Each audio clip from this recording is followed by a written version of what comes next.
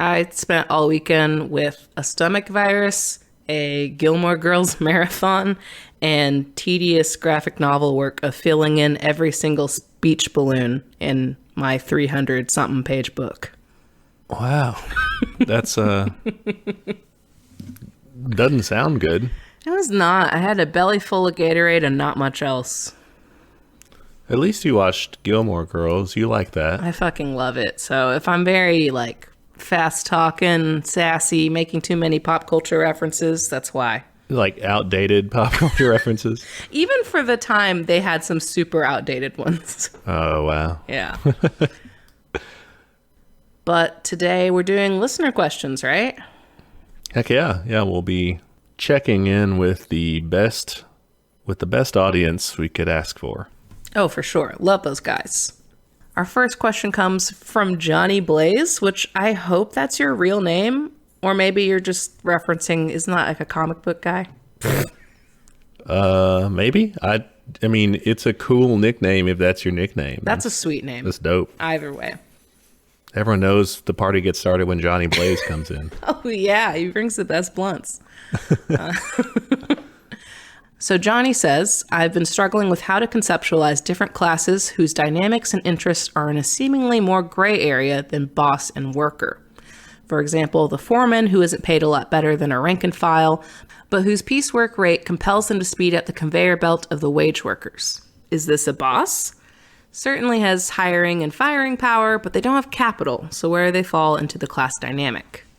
What about a white-collar worker at Nike who designs the new shoe in a North American office that cheap blue-collar laborers in Southeast Asia produce? Are they the same class? And then, lastly, perhaps having capital could define the class boundaries, but what about investing in stocks? Isn't their money being used to grow money? Does that not shift their personal interest to be aligned with the preservation and success of the market and private enterprise? Should I take it easier on my friends who are invested in crypto? I'm going to go ahead and answer that one with a no. That last bit, at least, I know about. Well, let's take a look. Yes, crypto people may be annoying, but let's take a look at the class analysis here. And say, okay, well, what do we think about this from like a Marxist perspective? All right, break it down. So it's kind of a spectrum, which I know you might like. I do. I love a spectrum. First of all, class is all about how you relate to the means of production, meaning how you make your living, basically. There's two big categories to that, and we've discussed them on the show before. If you make your living selling your labor, broadly speaking, you're a worker, a proletarian. This means, you don't own the means of production. So like capital, private property, stuff that you make a profit with. You don't have that. Or you don't have that in sufficient qualities to make a living off of it. All right. So the other category is you make your living owning the means of production. If you're in that category, you're a capitalist. You're a boss, the bourgeoisie. That's you. So that means, you're making your living through the profits of that capital. All right. Points to Johnny Blaze for paying attention, because he's clearly got a grasp on the basics. Yes. Yep. That's the basic dichotomy. You get an A. The raising good points is there's some kind of gray areas in that. And let's take on the working class first. So, because there's kind of a spectrum, subcategories, that sort of thing. So within the working class, well, even below the proletariat, you have the lumpen proletariat. People who've been pushed out altogether from the legitimate economy. So they're surviving by whatever means necessary. They're oftentimes criminalized in various ways, that sort of thing. And we've mentioned on the show before that Marx was not keen on these guys at all. He wasn't great. In historical terms, that might be straight up peasants. Peasants are they're kind of a different. Because I guess peasants could have farms, yeah. Right. And in fact, they kind of, historically speaking, would own land. So they would be like a weird form of owning the means of production, but having to pay that to someone. So they're a different thing. So maybe in Marx's time, it was just like wastrels and waifs. Wastrels, vagabonds, criminals, homeless people of various sorts. Mm-hmm. I mean, all this sort of thing. I mean, in modern times, would this translate to something similar, like the prison population? Yes. and houseless people? Yes, yeah, for sure. And this has been treated differently by different Marxists over time. For instance, Mao, a lot of other communists, the Black Panther Party, were more in favor of seeing the revolutionary potential in and directing the lumpen proletariat as a useful class in the revolution. Yeah, I'm on that boat too. Above them, so you have the regular, what we think of as a run-of-the-mill worker, right? People selling their labor for wages, salaries, even commission. I mean, you don't have to be particular about it. Selling your labor, that's how you get by. Factory workers, Uber drivers, miners, coders, teachers, service workers, housekeeping, like regular people. All the Richard Scarry jobs. Yeah. And then above them, though still in the working class, is what we would call the labor aristocracy. Ew, that doesn't sound good. Well, here we can think of Johnny's example of the foreman and the line workers. And this looks different for different people, supervisors, managers, whatever.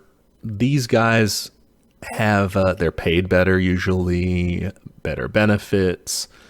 Like you mentioned, the power, they have more power usually than regular workers. But they still sell their labor. They still make a living selling their time, right? Whether that's wage labor or they're salaried or what have you, they don't own their time of the day. They're working for a boss too.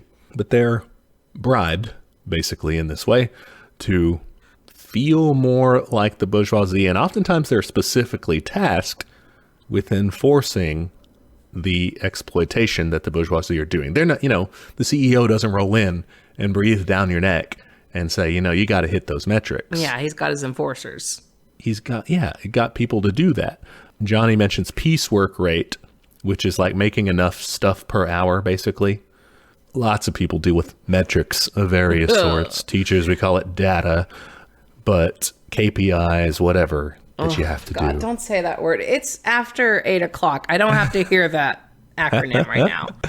Yeah, it's all bullshit. But that's a big part of what the labor aristocracy enforces. They think of these guys as like, the dogs of the capitalists that are, doing their jobs for them. Yeah, and the fact that they have hiring power, which means they're going to try to get the cheapest people for the most work. Like they're actively doing things that exploit people. Yes, and they're interesting though because of technically how they are paid. They are workers. They just have kind of a capitalist mentality a lot of times because they are co-opted to be on their side. Yeah, they've been rewarded for it. And I think it's tempting when you first learn Marx just to be like, oh, it is super black and white. You're a worker, or you're a capitalist. And then, once you start thinking about how it applies, you're like, yeah, that is more of a spectrum. And I don't know, I feel kind of funny about it because on one hand, I'm like, well, it'd be great if we simplified it and just said everyone's a worker. That way we have more of that cross class solidarity sort of thing and just be like, yeah, fuck it. We're all on the same side here. But I think it's important to understand it's going to take more convincing for people who are in this class because they have something to lose. Yeah, it's good. It's got a good explanatory power to it. Helps you understand things better. It's why it's really hard to trust rich people. I laugh about it, but it's true. Whenever I find out that someone's in that scenario, I'm like, I don't know if I can talk to you about this stuff because you have something to lose. I want to take something from you. And yeah, most people aren't cool with that. There's a lot tied up, and there's a reason why the manifesto ends. So you have nothing to lose but your chains. That's a pretty important part of the class. Exactly. Now, that's almost domestically, because if you zoom out, take the global perspective, the labor aristocracy could be applied to most workers in imperial core countries, in the imperialist countries like the United States and Great Britain and all that, compared to the global periphery, compared to the global South. Real quick, I'm picturing imperial core countries as a sweet but evil looking satin bomber jacket that has an evil looking Bowser ass castle on the back. Just imperial core countries. Nice. Yeah. Ooh, but we could change country so it's spelled like the bad word. I'm so sorry, everyone. Sure, now we all have that image. Enjoy your Bowser ass jacket. Biden walking around with one of those. He just like making obscene hand gestures. Well, the typical meme with him with the aviators and the ice cream cone. Exactly, and he's wearing an Imperial Core Countries shirt. Anyway, what about us and our cool jackets? So yeah, most workers in the U.S., like Johnny mentioned, the white-collar design worker at Nike, most workers like that and in other developed countries are paid enough to maintain a standard of living far above the workers in the rest of the world, in the global south, like the workers in the Nike's factories overseas. This isn't because like the capitalists are just like, here, let me pay you out of like my generosity. I'm going to take food off my table to do that. And it's not because they're doing more work. No. God, they're doing less work. Yeah. Oh yeah. No, they're taking that, food off of someone's table, someone far away, who they're getting super profits is what we call it, from hyper exploitation in those in the global south. And they use this to, they're stealing more from other people to give to their labor aristocracy, to kind of to in a similar way to the domestic situation, to bribe them, let's be honest here, to bribe all of us into supporting or at least looking the other way when it comes to imperialism.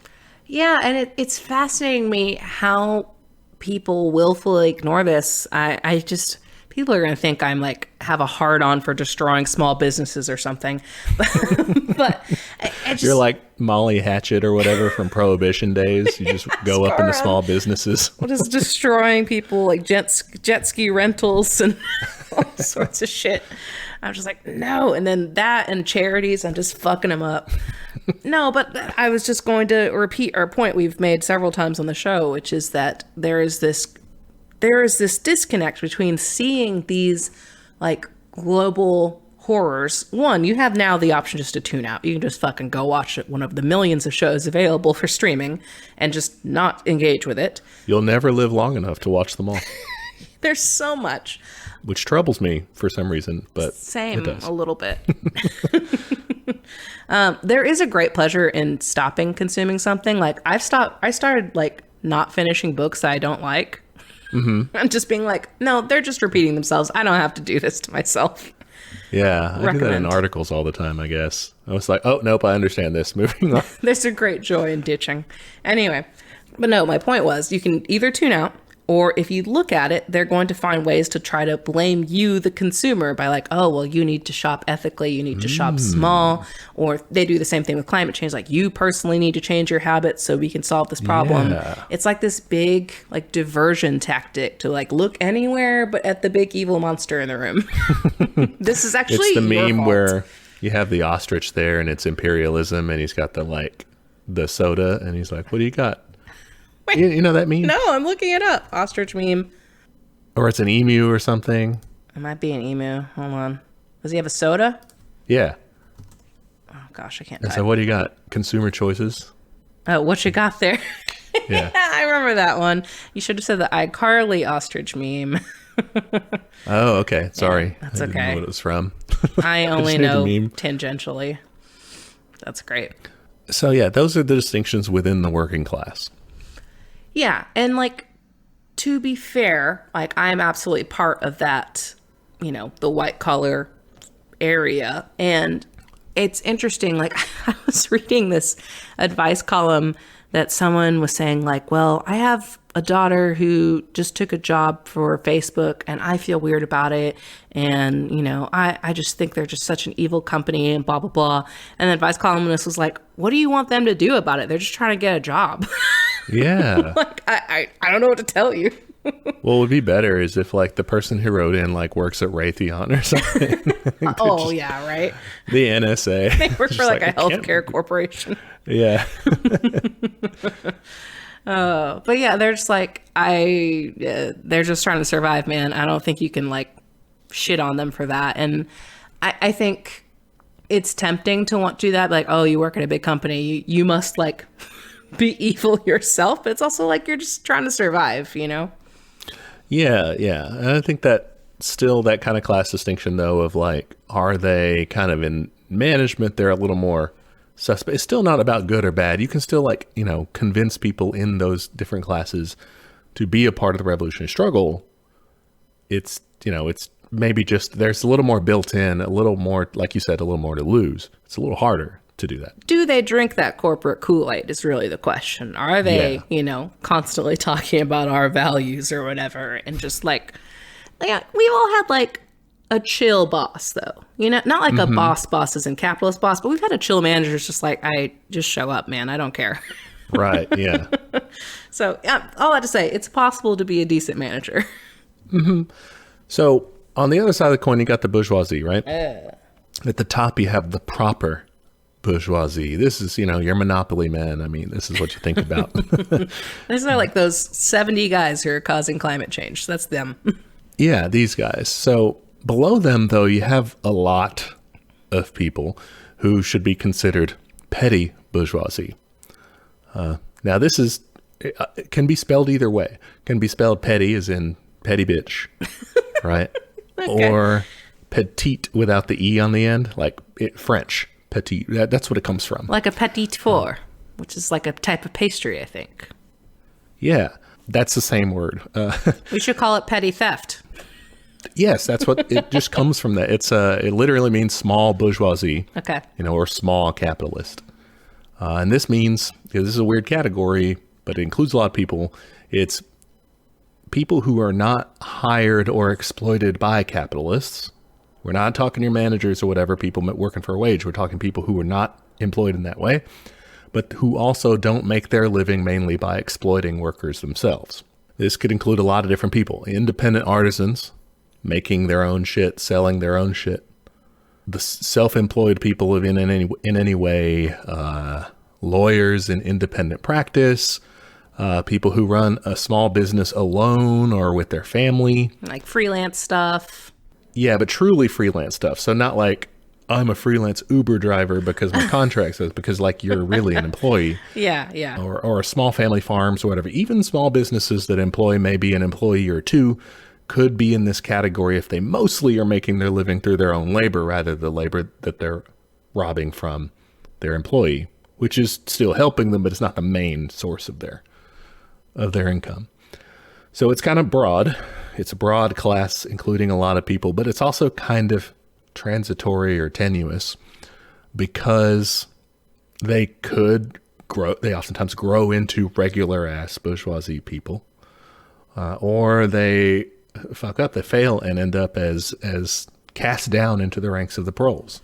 Yeah, I mean, as someone who follows tons of artists and kind of that artisan class, I think it's really interesting to watch a brand kind of grow. I mean, into a brand. It used to just be like a person posting their shit, and then they become a brand, and then they start selling stuff, and then they get like production deals, and you watch as like their stuff shifts, and it's interesting. Like I've seen some people like reckon with this, like I don't want to like exploit workers and like have to, you know, do all that, and then like their prices go way up and then people get mad at them for that, and so it's just this horrible like ethical dilemma, and it's just like, dude, I don't know what to do about that.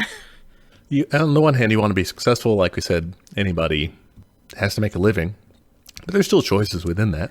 I think so. I think from like an artisan perspective, I guess, or an artist perspective, I think for me, I would way rather have an audience who is like very engaged and like kind of loyal in that way than like become a mega brand or whatever and have like less control and like shittier work practices. Like, I think there's an argument. Like I've been thinking a lot about like, the intensive versus extensive that we talked about in Conquest of Bread. And I feel that way about like some art too. Like I think it's possible to have like a dedicated kind of following or whatever. I guess what I'm saying is not everyone needs to be an empire. Like you could just be happy with what you have. Yeah. And it's a more intense community or a more dedicated community, like you were saying. So yeah, I could see that. I mean, that's easy to say, but you know, someone comes with you with like a bajillion-dollar deal, you're probably going to say yes. Fair enough. Okay, question. Where do like regular quote unquote regular small businesses who like do employ more people, where do they fall? Because like isn't like half of our businesses small businesses in the United States? Yeah, that would be just bourgeoisie, Okay. the owner of that. Okay. You know, the same thing with the managers, labor aristocracy, and all that, all the way down. But yeah, there's wiggle room there. You know, kind of gray areas in all of that, and also like Johnny mentioned, people doing activities that are not associated with their class. So like playing the stock market or buying crypto, even though you're like a normal worker. Overall, that doesn't fundamentally change someone's class. They're still, I mean, they might be very, you know, anarcho-capitalist or whatever and be like, oh, I identify as a as a capitalist, but like, dude, that's not, you're a wannabe, you know? Yeah, exactly. And that's not to say it's necessarily bad either, because tons of workers invest in the stock market passively because of just like retirement and stuff. Yeah, that makes me so mad. Like, please don't gamble with my retirement money. Well, it's like required. I mean, I know, but it just freaks me out. They're still, you know, they have the same class interests, but I guess the mention of like maybe it shifts their personal interests.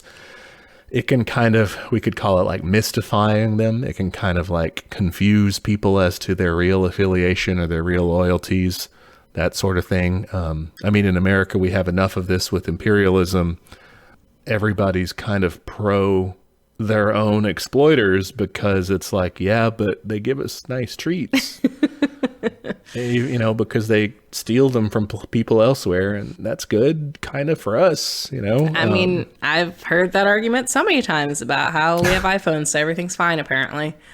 I mean, I don't know if I like the term confuse. I do see it as like if it's a spectrum, I think it shifts them over just like, you know, 5 or 10%. You know what I mean? Like, it means you're going to be harder to convince. You know, you're more invested in that system. Okay, yeah. It's like influence lost -5. Exactly, yes. Their scale has shifted. Okay, I can see that. I guess what I mean in terms of the investing and in terms of the crypto, I think that's fine for people to do in general. Like, you know, you could take it easy on your friends if you want. Marx and Engels, for example, both traded in the stock market back when they were around. Well, they weren't perfect. It's not like, I don't, well, okay, but it's not a sin. I don't know if we should be in the business of saying like, okay, what is a mortal sin and what is a venial sin for communists? Like, that's not very helpful. My issue with crypto, and particularly as an artist, NFTs, is they're like really, really bad for the environment. NFT is just really dumb. Yeah. It's also really dumb. But what sucks is I'm seeing more and more things pivot to that, like brands, obviously, but even like, I think Adobe added like an NFT export option to their products. And it's like, man, fuck you guys. Like, they're trying to funnel us into this new profit model that like is devastating for the environment. So like, no, thank you. Yeah. How bad is crypto? I don't know if I mean, crypto is it just because people are mining it like with the I don't fucking know shit about this. I don't either. Is it because people are mining it too much and it like costs too much, you know, they're using too much power? I believe that's the case. Listeners, if you want to correct us, don't, because I don't care. Well, you could educate us on it. That would be fine. I guess maybe the solution there isn't necessarily upend, you know, or just destroy crypto or destroy anything that consumes power. We need it. I mean, we need power. Probably need to consume less of it, and that's kind of a useless way to consume it. So I guess, yeah. It's like, now's not the time when the earth is burning. Well, crypto is just kind of, it doesn't really have a lot of reason to be in a socialist or communist society. So yeah, it's just not my thing. Yeah, I don't know. I guess it's not inherently bad to, okay, the stock market then. As long as you're not investing in like, you know, defense contractors or really, really fucked up stuff, like it's kind of fine. Like no matter who you're going to invest in, they're going to be assholes in one way or another. It's true. But it's fine to do. You can still, a lot of people won't do this. They'll just invest and who cares because they're not thinking. But like you can do that and still be a good communist, I think. It might be harder. Yeah, I mean, like, I also don't think we should be in the game of saying, like, here's what you should and shouldn't do, because, like, whatever, who the fuck are we? Yeah. So, we don't even know about crypto. Yeah, how it we're works. Dummies. I just hate NFTs because, like, I'm so sick of it, man. Like, it's all over, and I'm tired of it. Dude, one day you're going to be producing NFT comics for the metaverse. Absolutely not. Burn my body if that happens. Just kill me. I'm going to go in there and tip you to continue to see your metaverse. It's all just such a weird thing, that whole... that's straight Matrix shit, isn't it? It's dystopian. It really is. Like, please go into the nice virtual world so we can destroy you in the real world. It's probably made up though, right? Like they're just going to like drop that, like the Facebook Glass thing. It was just a distraction. I'm sure it is. They don't have the tech for that. All right, this is our topical turn. We're quickly pivoting away from it. Sorry. It's fine. All right. People want it. They want topical. Yeah, right. That's a big request. We're here to tease them with it and then not really do it. Do it just a little bit each week, so you have to listen. All right. Next, we have a question from Richard, who is a loyal listener.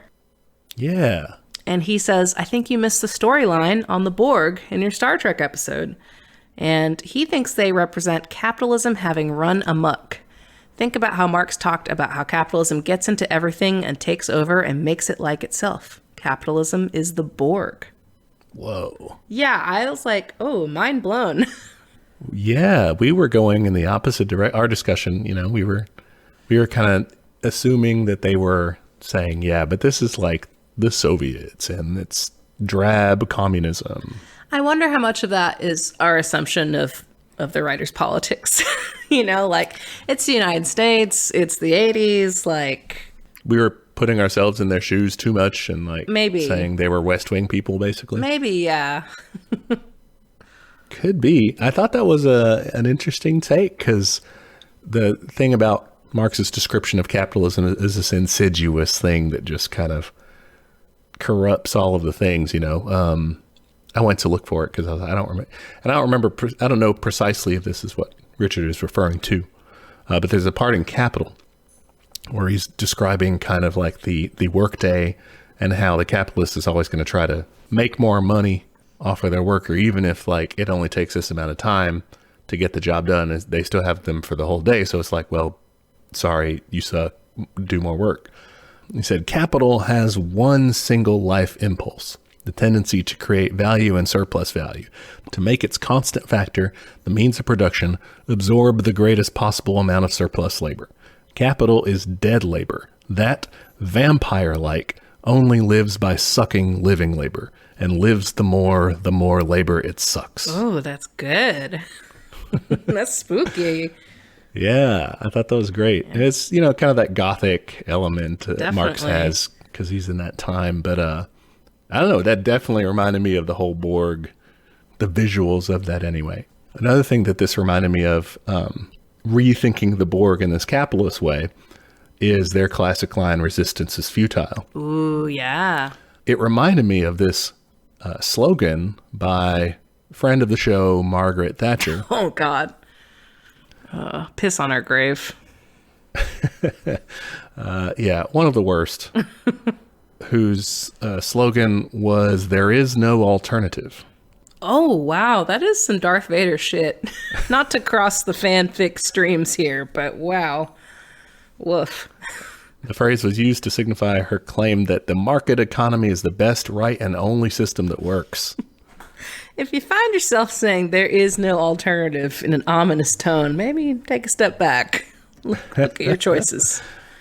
Yeah. So, hey, Richard could be right about this, about the Borg capitalism icon. Yeah. I'm still trying to reckon it with capitalism's obsession with like individualism and stuff like that. Just to me, at least from an American perspective, that seems like we're very into that. Well, but it's not really, right? It's not super individualistic. On a superficial level, let me say that. Yeah. Like, you get to wear what you want and watch whatever millions of shows you want. And, in your, precious few off hours, you can do those things. Maybe it's the fact that we've taken all that away because the capital has engulfed all those off hours. Yeah, because we're still in kind of, for now, we're still in the growth phase of capitalism. It still seems to have a place to go, but what happens when it gets fewer and fewer avenues for more exploitation or whatever, it starts to just cannibalize itself. Yeah, it becomes full of dystopia. Yeah. Woof. Okay. They have that. It's capitalism that never got stopped. Yeah. Oh, that's weird. Yeah. Because if you think about their goals, their goal is to take over shit, which, like, wow, that's super imperialist. Their goal is to expand. That's super capitalist. Like, that kind of tracks for me. I'm into it. Endless growth. Oof. Okay. Thank you, Richard. That was spooky. That was excellent. Love I it. always love your input. Yes. All right. Next up, we have a question from Charlie, who is a patron, so we absolutely have to take his question. Shout out to Charlie. Hell yeah. He has been thinking about vaccine mandates, and he says, I'm not an anti-vaxxer. I got vaccinated as soon as I could, but I was wondering if this is something that could help achieve solidarity. Workers, even though it's a shitty reason, withholding their labor. But leftists are shitting all over them, so I'm wondering, how do y'all feel about it? Are we missing an opportunity to say, yeah, working for someone else who can control your whole livelihood is not the best system, and here's an example of why? What do you think? That's a great question. It's difficult. It's a difficult topic. It is, because, like, you know, we're pro-vaccine. We both got vaccinated. I mean, go get it, save lives, all that stuff. Absolutely. I just got my booster. It hurt like a motherfucker, but it was worth it. Mine was easier than. My arm swelled up so much. It was ridiculous. Wow. It's so wild how they just do different things. Well, to different people. I got the flu shot at the same time. Yeah. Oh, but you did them in the same one? arm. Wow, I did one of each. Well, I wanted to be able to sleep on one side. I'm a side sleeper. Back to it. I think Charlie's right here. You know, people inherently realize that bosses suck, right? Even though there's all this confusion out there, who's a boss, who's not, whatever, they can tell, like, the people that are in charge of their lives, that sucks to have people just, like, dominate so much of your possibility for but you can go in one day and just have lost your job and your life's upended. I think too, from a healthcare perspective, like, they control your healthcare and they control what kind of benefits they get. They control what kind of doctors you can see, what kind of, like, psychological help, what kind of, like, gender affirming care you can access. For me, they have a fucking wellness thing where you have to fill out this form or you get a crazy surcharge. Like, there's all kinds of stuff. Wow. Yeah. It's so undemocratic. It's so out of your control. And that's the opposite of what we want. We want the people to take control, to run their workplaces, to run society democratically, not in this bourgeois elect a millionaire to go tell you what to do sort of way, but a true democracy, right? Or a true worker state or commune federation, whatever. And so I think this question's important because there is a kernel of something to work with, even if it's not about a topic that we like. I think you're right that it does kind of reveal what people are actually uncomfortable about, because if you think about vaccine mandates, you think about it from, like, the employer standpoint, like, hey, that fucking sucks. Like, I don't think you should be able to tell me what to do with my body or whatever.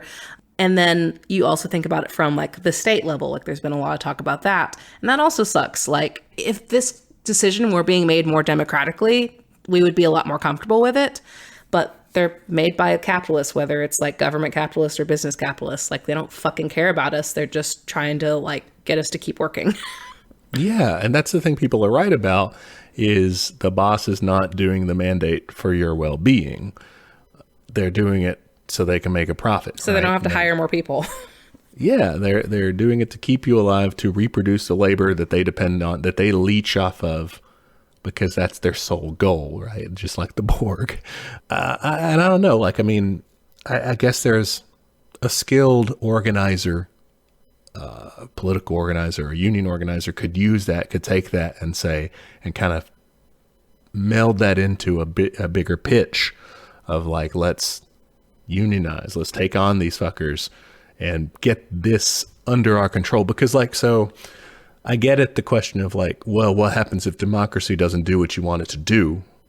But the whole, like, I mean, have confidence in your ideas, I guess, would be my counter. Like, communism or, vaccine mandate or whatever it is, it's, if you think it's correct, then more, you can convince people of it, and you can decide it democratically and it'll go your way because it's good, right? Like, Yeah, like I found it helpful in this question to kind of fast forward mentally to our beautiful, fully automated luxury gay space communism.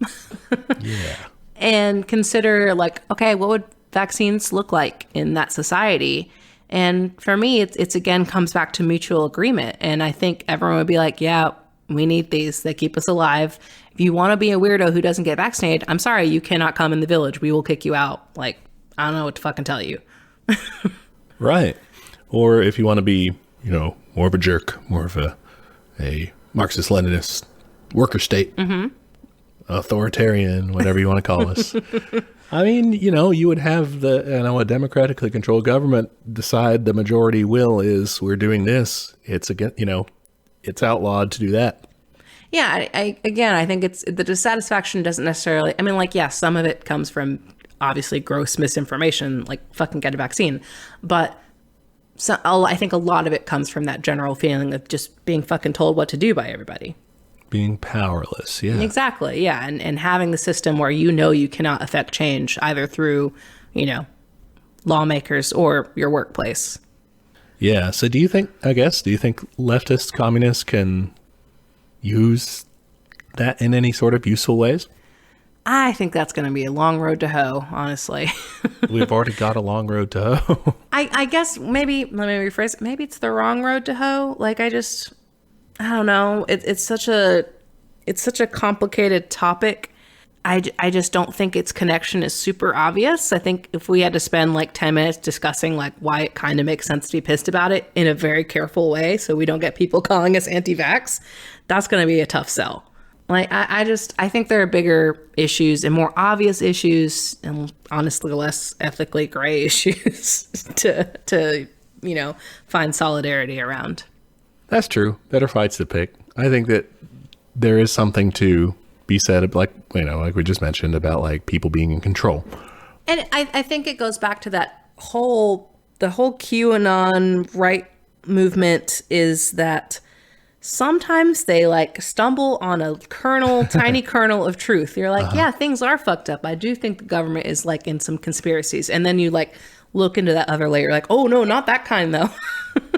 Yeah. So, I mean, they're right in several ways. Like there are crazy pedophiles running around doing crazy shit. For sure. There's like, all this sort of fucked up stuff, and their grievances are technically correct of like, yeah, there's a big power structure and it's fucked up.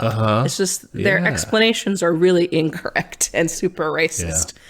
I guess that's what we think about each other though, because they think that we have some good points, that there are some powerful motherfuckers out there being jerks and we need to do something about it, but we want to, do communism, which is bad. Well, they think we want to be the powerful jerks because they think communism equals authoritarianism. So, okay, maybe it doesn't work. I don't know if that works. I'm not that nice.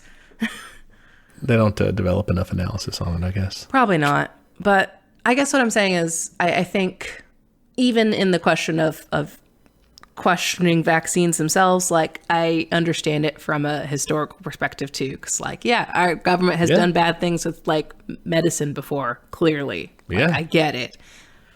Again, get the fucking vaccine, but yeah. Yeah, I know. And I get that people aren't dumb necessarily for being hesitant, all that. Mm-hmm. There's all this built into it. But you're right. I think there are more obvious fights to join in my opinion. That said, should we be pro-employer vaccine mandates? Ugh. Is that a world you're in versus world you want question? Yeah, I think so. If it's world I'm in, I'm like, yeah, sure. But you better like give people time off to go get it. Give people sick leave if they need it. If like they have a reaction or something, or just feel like shit, because a lot of people do. I mean, here's the thing. I get really upset whenever there are mandates about like wellness benefits and things like that. And it's like, if you're going to do that, you better like cover the rest of my healthcare too. If you're going to tell me to like be healthy, you should probably help me be healthy. Yeah. The thing of it is, it's a decision made to increase the profit of the employer. It doesn't really matter what we think about it. Like, it's not a democratic decision. So we don't like taking a position on it is honestly just posturing. It's not, what we do need to take a position on is unionizing people into a large enough critical mass that we can do something about it to change their minds, directly. Yeah. Our next question comes from Jim, who actually is Viet American, and they listened to our Vietnam episode and had a question about the Hue Massacre. Okay. And they say they have a friend whose family is from that area and said she didn't know anyone who knew of this atrocity committed by the North Vietnamese army.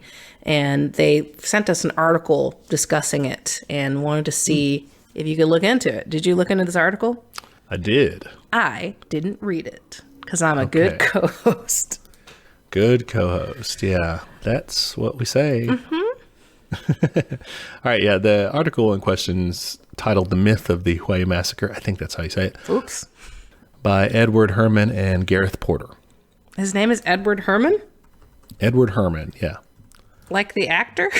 Perhaps, but this is not an actor. That's the name of the actor who plays the grandpa in Gilmore Girls. Ah, okay. R.I.P. Well, this is like a different guy. A scholar. Yeah. An economist. He looks like he could be an economist. He co-wrote Manufacturing Consent with Noam Chomsky. Oh, I'm now going to pretend that Rory's grandfather co-wrote Manufacturing Consent. No, he's like a rich insurance guy. There's no way. Okay, I was going to say, I don't know how that fits into the story. What if it does? Like, maybe there's a reading where he's secretly subversive. I hope so. I'm going to look for it now. We were wrong about the Borg, so it could be. Who knows? All right, so I looked into this article and, in more broadly speaking, took another look at the Hawaii Massacre. Okay. Can you remind me what that was? Yeah. The Battle of Huay started on January 31st, 1968. It was part of the larger Tet Offensive, and the Communist Forces, the People's Army of Vietnam, and the National Liberation Front, the what people call the Viet Cong, overran the city pretty quickly, but then it was retaken over like a month-long battle by the U.S. And the South Vietnam, the Army of the Republic of Vietnam forces. And the massacre part was that what we initially said on the show was kind of the official, kind of the U.S.-backed record of what happened, which was that the communists, when they captured Huay, they executed a large number of people in a massive and systematic purge. Like they had death lists of people they were going to kill, ARVN officials, the army, the South Vietnamese army officials, or U.S. sympathizers, or anybody who was resisting, or class enemies, this sort of thing. And they just, took the place out. And then they find mass graves afterward, and they're like, this is what the communists did. All right, I assume that was on my list of strikes. I don't think I was keeping strikes for that episode, but I probably was not a fan of that. I think we sort of mentioned it in passing a little bit, or said like this was one of the atrocities sort of thing. Yeah. Upon reading this article and then doing some more investigations around it, because I didn't want to just use one source or whatever, it does look like the events around the alleged Hawaii Massacre are they're more controversial for sure than I initially thought. And ultimately ends up kind of hazy in terms of specifics. There's lots of gaps like that we just don't know. Contradicting reports, different eyewitness accounts of the same events. War can, in general, be very difficult to get exactly right in terms of what happened because of all that. Yeah, it's messy. Yeah. But like we said, the communists are actually kind of quickly able to take control of Huay in the first place.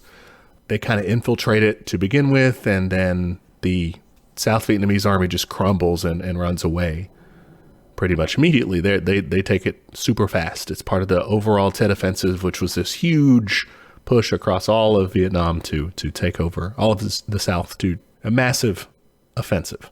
Then there's that month-long battle, and it's a brutal fight. Lots of casualties on both sides, militarily, and lots of civilian casualties. The city gets leveled. The city gets just completely devastated. More than 90% or nearly around 90% of it's destroyed by airstrikes and artillery by the United States. Oh, God. Okay. So kind of we were doing a bit of the massacring, sounds like.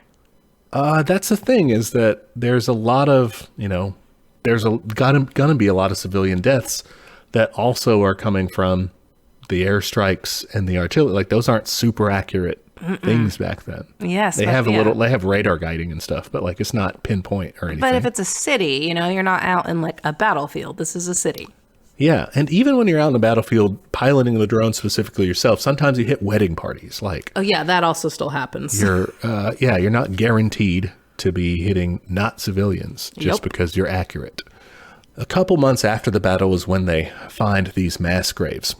And that's where the story first comes out. And that's when we were saying that's kind of the official story that we mentioned on the show. But the source that Jim shared with us here points out that the sources for that official story are pretty suspect. Okay. Who's telling the goss? So the primary source documents that originally said there was this massacre came from the South Vietnamese Army's 10th Political Warfare Battalion. It's a crazy name.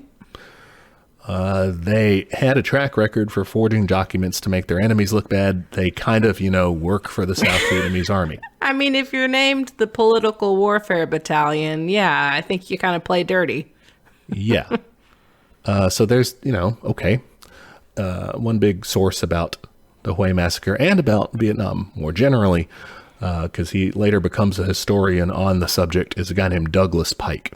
And he was big in first doing the report about this, but he was doing that report and he was doing his work for the U.S. Information Agency, which was a government propaganda agency from 1953 to 1999. How have I never heard of this? They are just, they're like, it's a mega PR firm, basically. Okay, yeah. Just constantly putting out, I don't know, like, cause it's also kind of like in the background, I guess, cause I hadn't heard of it either, really. Weird. Yeah. But it's a real thing. That was a real thing. And Weird. some of their like holdovers and stuff like Voice of America Radio and stuff like that has just been cut. It's disbanded now, but it's been like those sorts of parts have been put into other government organizations. But Douglas Pike comes out there and he's like, oh, we've got these captured NLF documents, so these captured enemy documents that supposedly back up the story where they say, oh, we killed these people. We did this and that. Again, he's working for the U.S. propaganda department. Later admitted that at the time he was, quote, engaged in a conscious effort to discredit the Viet Cong. Cool. Great. I mean, he worked for the U.S. government. So, I mean, this is kind of who he's working for. But the documents are alleged to say that, and in the article that Jim shared with us, the authors kind of point out that, like, this translation of that they give, we eliminated this many people or whatever, it's immediately claimed to be like executed, but the wording like isn't necessary. It's more like a neutralized sort of thing. Yeah, that's a good point. Which doesn't, that doesn't always excuse it. Because like, cops will be like, oh, we neutralized whatever. we blew someone's head off. So not to say, but that the U.S. Information Agency is a propaganda agency. Like that's some wordsmithing if I ever saw it. It's just information. So I found that interesting. Now, okay, going back to sources, the source of this article, Edward Herman and Gareth Porter, they're both staunchly anti-war, anti-imperialists. They're trying to defend one side and attack another side. I get it. But I think that their criticisms of those, like, let's look deeper, let's not just trust the source, that's kind of sheds some interesting light. It's a good instinct. Yeah. There's also some other evidence that they bring up.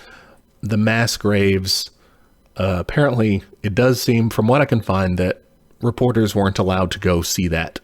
In the article, they say, that this one guy was denied access, and then later they were going to fly someone in, but then it was like unsafe to do so. So people don't get to like investigate what's going on there. They just kind of have to take official say so for it. Okay. Doesn't necessarily mean anything, but it is, I guess, suspicious. It's a little sus. But another big deal, I think, is besides kind of the information sources, which is really, really questionable. Yeah, that's pretty suspect. Is just the situation. And I do want to credit this line of analysis here to the late journalist Wilfred Burchett, who was an Australian communist, and he was actually doing reporting from among the NLF fighters. So he was there with like the communist guerrilla forces.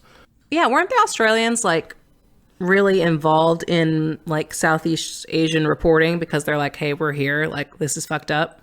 Uh-huh. I remember Noam Chomsky talked about that in Manufacturing Consent. Yeah.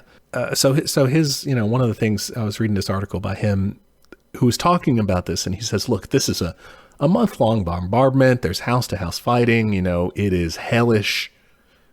It's just brutal, and there's bodies piling up all over the place. The NLF he says they're just burying these things at night, even while the artillery is going on, trying to get any cover they can to just, clean all this horrible mess off the streets and everything. It makes sense they have to be buried. But what doesn't make sense would be, okay, why would the communists who are fighting a people's war against a foreign invader going to massacre 10% of the population of the city they take over? Yeah, that's not a good look. I mean, if you can understand the war as this struggle for national liberation with a defined enemy, the United States, killing a bunch of your own people doesn't seem to add too much to your cause. That's a good point. Yeah, because it's like, it would be pretty easy to get the people on your side. Like, hey, look, those people are like shooting guns at us. Maybe we should do something about that. Yeah. And what makes a lot more sense is that the indiscriminate bombing of the United States killed all those people. Killed a lot of people that had to be buried. Now, from what I can tell, it does look like the communists did do some executions when they took the city. South Vietnam officials and their main collaborators, who they see as traitors, they probably round them up and kill them. Yeah, I mean, yeah. This does seem to have happened, even according to official Vietnamese histories, from the government of Vietnam. Yeah, they're like, yeah, we did that. Started as North Vietnam, They go back and say, we executed some people when we took this place. There also do seem to have been many civilians killed in Huay. Some of these were likely killed by communist forces. Vietnamese leaders have admitted that, of course, individual soldiers probably made some mistakes and killed people. There are also accounts from former officers who said that when they started to lose the city, some units, like in their panic of what the fuck do we do with these prisoners, just shot a bunch of them while they were leaving, Yeah. There's conflicting, I guess, kind of accounts of whether it's that or just kind of people going crazy. Or there's also official histories that say that the people in Huay took up arms themselves and went after their old enemies, whoever the assholes were in town. When the NLF come in, they're like, hey, this guy, and they take out people like that. This sort of popular red terror sort of thing. Yeah, you could be like, well, I fucking hate my neighbor. Let's call him a traitor. Right. I think lots more were likely killed in the American airstrikes and the artillery bombardments. I mean, we talked about it in that episode. They were indiscriminately bombing entire zones of the country, saying like, this is a free-for-all zone.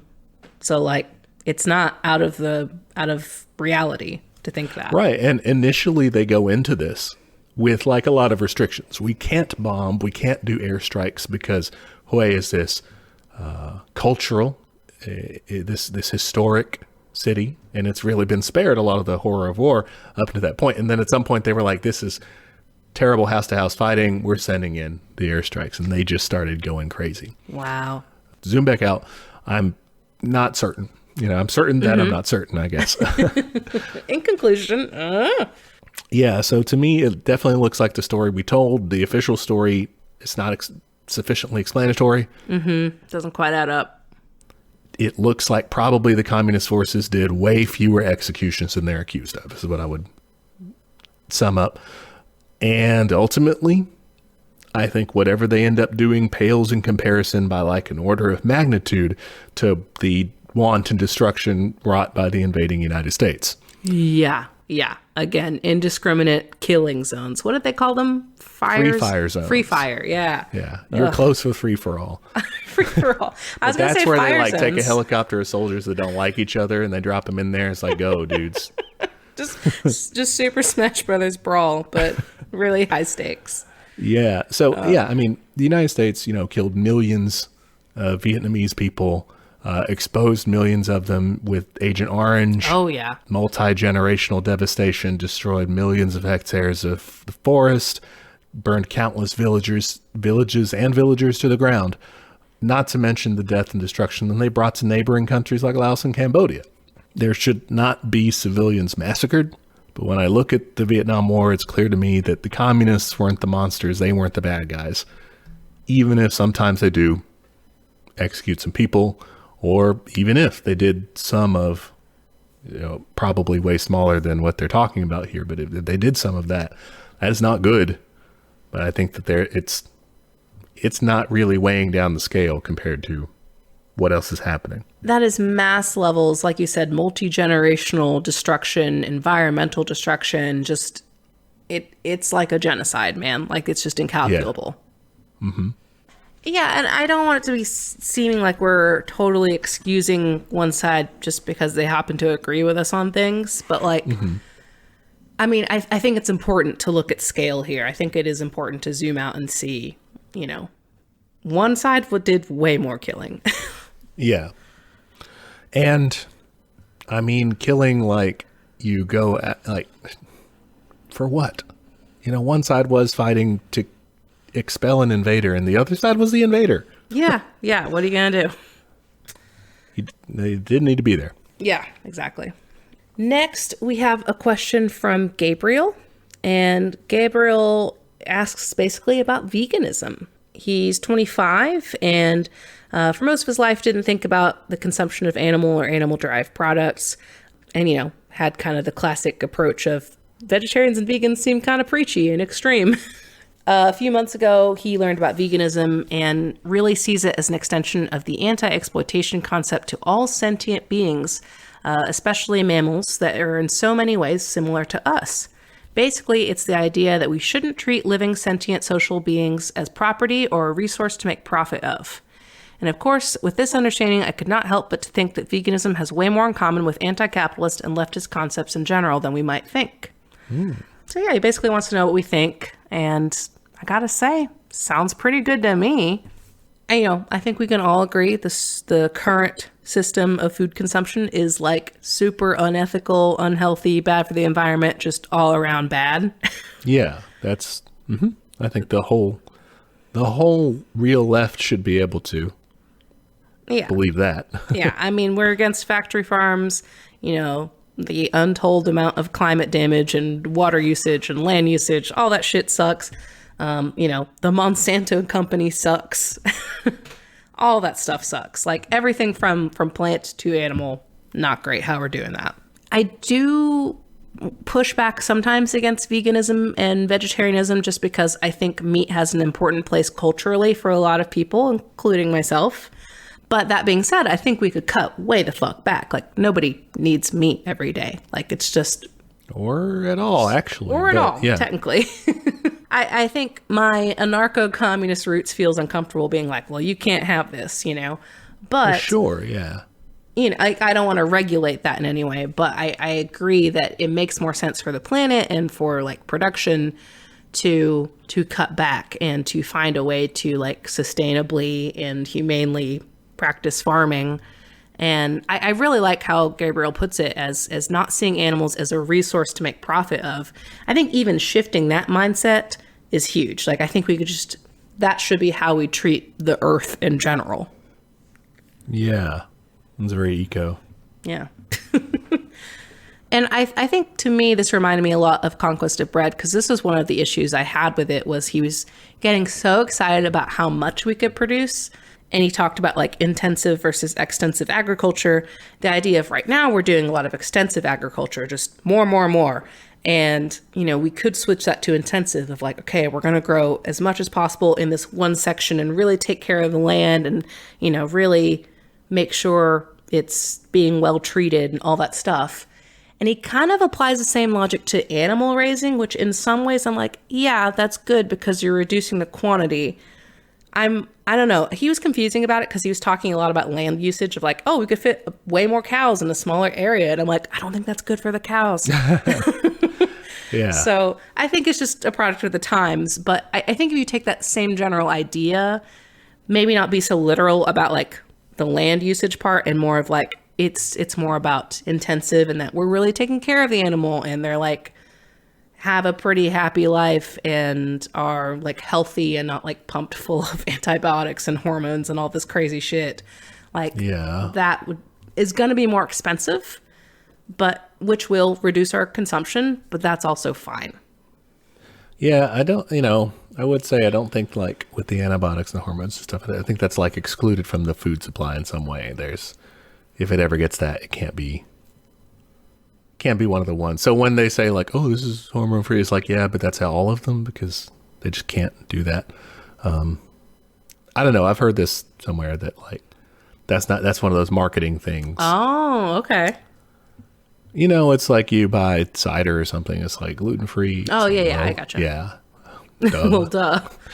But I like this idea of this being a better way to exist, or I definitely think about the making a profit. That's a good point, is that, obviously we want to banish we don't want the exploitation of man by man anymore. So we don't want anyone to be making, doing profits, stealing. Profits gone. Yeah. We don't want people stealing people's labor, and ripping people off in that way.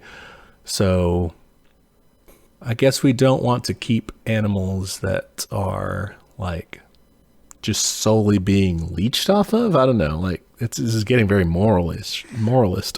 I think it's kind of almost like the traditional husbandry kind of thing of like, it's like a symbiotic relationship, I guess, which is kind of fucked up. This is like Harvest Moon. Like you go out and be nice to it and it's your best friend, but also it gives you some milk. I mean, maybe, I don't know. Like, because I've read these kind of arguments that are like, yeah, you can be humane as you want to the animal, but like you're still gonna kill it at the end of the day, which is pretty rough. I get it from meat, and honestly, my personal view on it, and I don't put this on anybody, is I feel kind of bad about meat consumption. Me too. And so we've really cut back on that because I just had this existential. This is stupid. You can cut this if you need to, but I had this existential sort of like.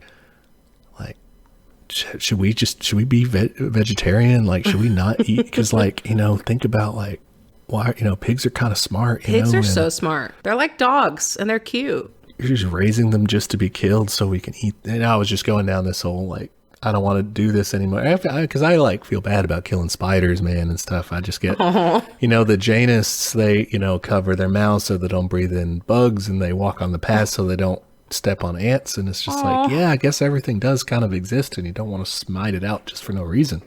Yeah. Anyway, that was my line of thinking, and I'm just like, maybe I'm just going to be complete, but we've only managed to be like, 10% maybe. We really cut it back, but it's like 10, 20% or so, sometimes meat. So I don't know, I guess morally I get where it's like feeling bad about eating meat because you're killing something when you don't really need to. But I don't know about the animal products. That's the thing. It's like dairy cows, they got a pretty nice life. They're pampered, really. And you don't kill them at the end of the day. You're just taking care of something. They have to do anyway. And so maybe that's short-sighted. Especially like when people are about it like honey. I'm like, that's fine. Like, I don't have any moral feelings about honey. I hope I get emails like, actually, honey is really bad for bees or something. Honey can't be really bad for bees. Cultivating harvesting, honey. Yeah, harvesting honey. No, I think I push back from it, I think, more from a cultural standpoint is my thing. Because I am mostly familiar with what is kind of termed as white veganism of a very preachy method. I think in the United States, at least, I don't recall if Gabriel says where he's from, but in the United States, at least, there's this big movement there was and still is this big movement towards veganism, and it ends up kind of shaming cultures that use meat, and it's like icky. And And it also touches on like health arguments too and things like that. And it just gets to this point where it's like, well, we all should be eating, quinoa and, baked sweet potatoes and whatever. All these food that's like, man, like my grandmother would never make that. Like, what am I supposed to do? Right. But if you think about it, there's a different way, I guess, to do, and it's not, sexy or marketable. But there's a different way to do vegetarianism. Veganism is, closer to what peasant indigenous communities and stuff would eat, which is not really heavily, meat, especially red meat but like, meat based. Yeah, because for most of human existence, we didn't eat that much meat because it was expensive. That's true. And even I gave the example of quinoa, that's a fucking indigenous grain. Mm-hmm. So yeah, I think I just have that initial squeamishness around it because I don't do well with food rules just from my personal baggage. And so I struggle with them. But I think it's great if you try to eat less meat. I hope to do that as well. I think I often am accidentally vegetarian. So yeah, I'm for it. I don't think we should mandate it, but I think it's a good idea for the climate and ethically as well. I am very purposefully vegetarian or, cutting back at least because I very much identify with Gabriel's statement about really loving steaks and burgers. That's me. And if it's just casual, I'm not thinking about it, I'm going to be eating meat with every meal. Here's the thing. Here's the secret. You got to be bad at cooking meat. That's my secret. I'm too good at cooking meat. I got the skills, so. I can't. I cooked chicken the other day and it wasn't all the way done. I fucking suck at it. Ooh. Yeah, that's bad. Get a meat thermometer. I have one. Don't get a meat thermometer. Go vegetarian. No, but okay. So you're saying about not mandating it, right? This works well if you're doing the Federation of Communes. It's fine because you can just make a different commune that is the meat eaters commune. Oh. You have a friend over there and you go see them once a month and get the real good stuff, but you come back and live your good and moral life. But if we're not following that path or, in the interim, let's deal with a big, huge problem we've got right now, the climate. You may need to just be like, hey, sorry, we're going to survive. No one's going to eat meat products for this amount of time, whatever. That's true. When I say I'm against mandates like that, in this case, I could definitely see you mandating it for a temporary measure of okay, we have to renew this mandate every year or something to make sure we still need to do it. But let's do it because, the earth is on fire and maybe we can give up burgers for a year so we can put that out. Yeah. And honestly, that would be in the imperial countries or the highly consuming countries, right? No one would be sending the world police out to go make sure that, the ranchers in a very rural area of the world are not, Yeah, exactly. So how dare you? You would be shutting down Tyson is what that would look like. Exactly. Which is probably a good call anyway. It's a good question. I like this idea. Do you think this should be more centrally located within the left movements? Or is it too much like an option? Too much do your thing? I think, again, I'm going back to my answer. I'm sorry, maybe bigger fish to fry here. Not to make a food pun here. Don't fry the fish. Fish aren't smart, but still. Fish aren't smart, but that's fine. Factory or farming, fish farming, it can be bad. Fish farming can be bad. The ecology. It can. The ecology. That's my biologist's answer here. The ecology. Love it. No, I guess what I'm saying is, I don't know if this is a good way to onboard people necessarily. Maybe if you know someone who is vegan or vegetarian and you think this could be a way to get them, but I don't see us attracting new people who aren't already vegan or vegetarian with this line of thinking. Well, that's a good point. So it's outreach where it applies. This is kind of what you do, but it's not, we shouldn't use it because basically you'd just be kicking people out with this. Yeah, you'd be excuse me, you're not vegetarian. You're not growing the movement with this, except for the rare, these circumstances where you can, but. Yeah, I could see, Gabriel mentions, the meat and dairy industries are super powerful and manipulative. A lot of people can see that and be hey, that's fucked up. Even non-vegans and vegetarians, meat eaters can absolutely see that too. So yeah, that's true. I think it's fair to bring up questions of our food supply in general, for sure. Like, that's a fucking problem. And it's eye-opening, too, because it's something that people have intimate connections with and, like, really, want to feel good about. I remember back in the day, I watched Food Inc. Oh, remember when that was super hot? Yeah, and it's like, it's not, it doesn't have anything crazy, insane takes, but at the time, it was like, whoa. It was huge, yeah. Maybe it probably doesn't get everything right, but it's still kind of like, it makes people, makes people question. Definitely. There's a great book out there called Fear of Food, which is really interesting too. I think Kyle had to read it for like a culinary class, actually. And I borrowed it and read it. And it was really interesting too about like how much of our regulations are just like lobbyists. Yeah. So yeah, check that out if you want to read about food, which I always do. Yeah, I felt this was a very you question. It was. Okay, final question is a big one. All right. This one's been haunting me.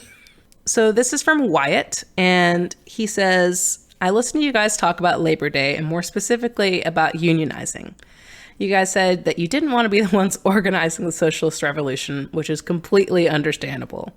But I am curious, at what point of an organized revolution would you two make that leap of faith to leave your jobs if need be? We all are communists in private and comfortable spaces, but not publicly. When is the right time to be upfront about our beliefs? If we aren't, how will we ever organize and have the revolution we all dream of? Grady, you're first. Defend your communism. Honestly, I have no idea. I mean, I really agree with Wyatt's point. Like, a lot of us are too scared to devote ourselves fully to the revolutionary cause. I mean, like, I don't have a response to that is not based in cowardice. I know that's what it is. I'm too selfish. Why should I risk so much? Especially because, everything looks so far off. Like, why should I be the one who takes that loss for no reason? And that's not good.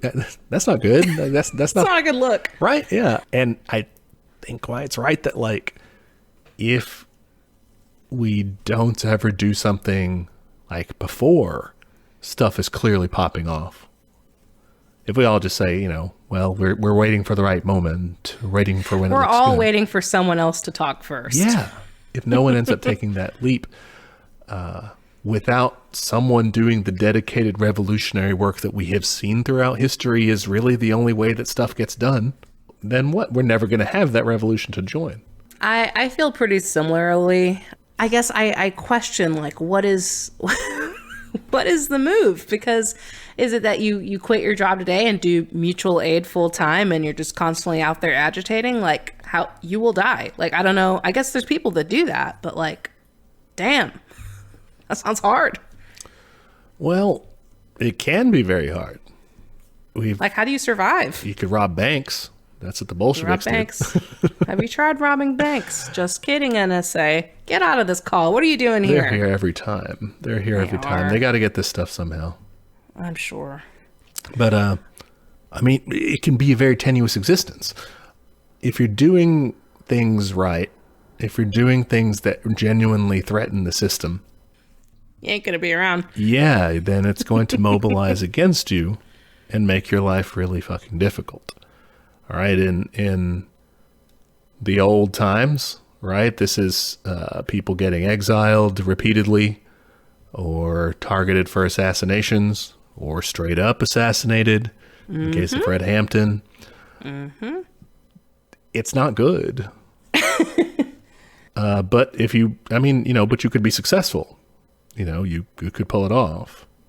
Yeah. I mean, I think the difficult part here is that I think we've talked a lot about how the revolution requires mass action. And the key word to that, I believe, is mass. Yeah. And sure, you have to start somewhere, but like, I don't know if me quitting my job right now and running around like yelling about this is going to necessarily do that much.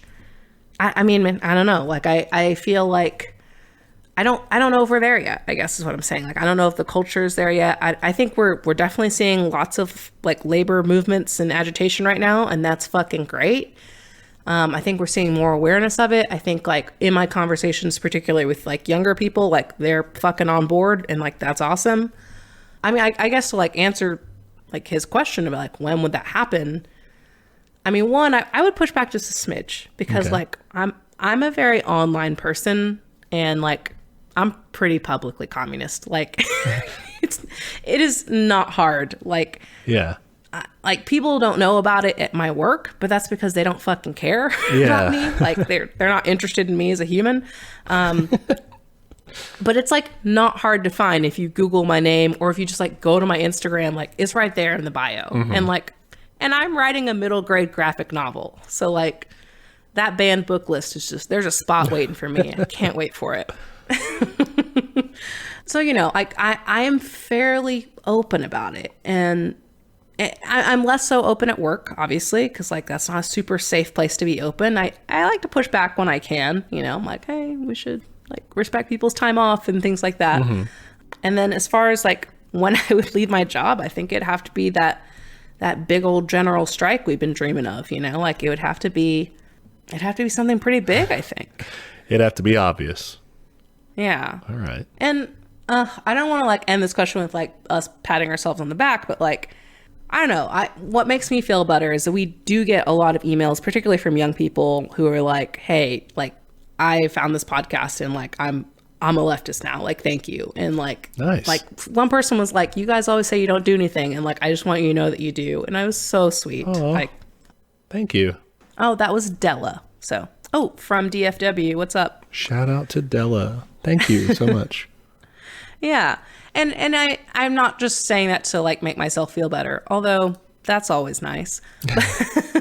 But I do think that it's important to educate people on these issues. So like we were talking about in like the first question, like people have that class consciousness. So hopefully we're doing a little bit of that.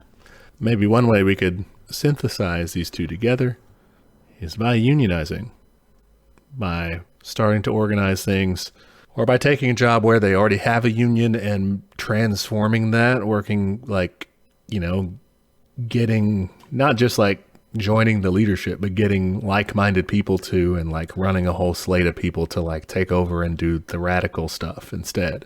I mean, if you look back at the times when it didn't look like we were going in a socialist direction, I mean, if you're looking at the Gilded Age, that's still the time when like the Socialist Party of America was on the rise. And you had, how was that on the rise? Was through militant labor unions. I mean, through Eugene Debs, the guy that runs for president multiple times, he starts out in the labor union movement. Yeah, for sure. Like that's how you get things like the Communist Party USA being like a huge part of the population. That's how we got the New Deals, because we were out there in the streets yelling about it. Yeah. So, and then that's a way that you're making a living, but you're agitating for more and raising class consciousness too of people. Yeah. I do have a plug here. Ooh, all right. So one small way I'm going to be getting more involved is I've actually been invited to speak at the North Texas DSA meeting. So this comes out this Thursday. So yeah, if you are listening to this, you might still be able to make it. It is Sunday, November 14th. So look up the North Texas chapter's general meeting time, and I will be there. I'm going to be giving a lecture, an abbreviated version of our lecture on the Federal Art Project. And then I'll be hosting a workshop where we're going to like make art together. So if you want to go to that, you should. Sweet. If you like go to that and like are a podcast listener, I will be so excited. Awesome. Well, thank you for that question, Wyatt. Yeah, That no, was thanks good. to all of our listeners for these great questions. Yeah. I love these. Yeah, we had a particularly good batch this time. Our other batches were good too. They were. I'm sorry. Past listeners, if you send in questions, we still love you. You're just as important and special. Yeah. Hey, as a teacher, you cannot pick favorites. Oh, you still do though. But you cannot show favorites. You can pick them. You just can't tell anybody. Right. Okay, that's fine. All right. What are we doing next week? Next week, we will be taking a trip back in time and across the world, from our perspective anyway. That's our time machine. That's a good time machine. Did you like it? Yeah. Thanks. To the Democratic Republic of Afghanistan. Ooh, okay, let's do it. This has been requested a few times, I think. Yeah, so we'll be talking a bit about the country's coming into existence and especially focusing in on what's called the Soviet-Afghan War. I don't know anything about it. Well, it was a mess, so we'll talk about it. I know that one piece of footage with, like, tanks and... The tanks on the road, right? Yeah, I think so. They always show the tanks on the road. It's some stock footage that they show, B-reel news footage. I don't know anything. This is all tangential stuff. Like, you know, when you're watching a movie and they're like, well, we got to show what time period it is, so we'll show a bit of the news. Like, that's how much I know about it. Yeah. You know, it's Charlie Wilson's war thing. I hated that movie because, I'm sorry, listeners. Well, it's stupid, but... Oh, okay, good. I inexplicably hate Julia Roberts. I don't like her face. I just don't trust her. That's I'm not sorry. Right. Okay. Yeah, bad take. I know. You can come after me if you want. I will ignore it, but it's fine. You can still tell me. All right. So yeah, we'll talk all about that and the mess that it was. And yeah, we'll just get into it. All right, see you then. Hey there, comrades. Just jumping in to remind you of all of our social media. We are on Twitter at teachcommunism, Instagram at teachmecommunism. You can shoot us an email. That's teachmecommunism@gmail.com. Any of those places are good to send us an episode suggestion or a question, anything you think would be useful feedback for us, or just your admiration. If you want to admire us in a public manner, and you should, you can go to Apple Podcasts to give us a review. It is the best way to help people find the show. Love when people rate and review us. Please do both. We are also on YouTube, if that's how you prefer to listen to podcasts, or if you know someone that's the only way they'll listen to podcasts, send them to our page. And we have a Patreon. For $5 a month, you get access to our notes for each week's episode, including the backlog of notes, which is a very handy resource for up-and-coming commies. And at the end of the year, all of the funds from Patreon will be given to local mutual aid in the DFW area. So, ain't going to line our pockets. Finally, we have merch. Check us out at TeePublic. You can find shirts and I believe also stickers and magnets and all kinds of fun stuff with catchphrases from the show or episode art, stuff like that. The link to that store is in the show notes, so check that out. Okay, that's all the internet. Join us next time for another episode of Teach Me Communism, where the class struggle is always in session. Bye, y'all.